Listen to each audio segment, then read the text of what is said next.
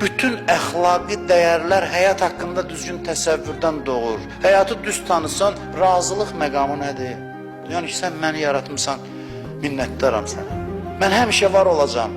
Səbri bu kontekstdə izah eləyək. Səbir yəni qısa müddətli qalıram. Qısa müddətli problemlər. Çox qısadır. Keçəcək. Bu da səbir bundan doğur. Şükür nədir? Şükür də yenə də var olduğuma görə minnətdaram. Maraqlı bir oyun, cazibəli bir həyat yaratmışsan. Təşəkkür edirəm sənə. Namaz nədir? Namaz budur ki, gedim tez özümü çatdırım sənin huzuruna, sənə təşəkkür eləyim, sənə minnətdarlıq eləyim. Oruc nədir? Oruc budur ki, həyatda yəni yemək, içmək hədəf deyil. Bunlar vasitədir və vasitə olanda daha dadlı olur. Yeməyi vasitə kimi yeyi, daha ləzzətlidir. Hədəf kimi yeyi, yediyin yemək bəlaya çevrilir. Xoşuma gəlmir.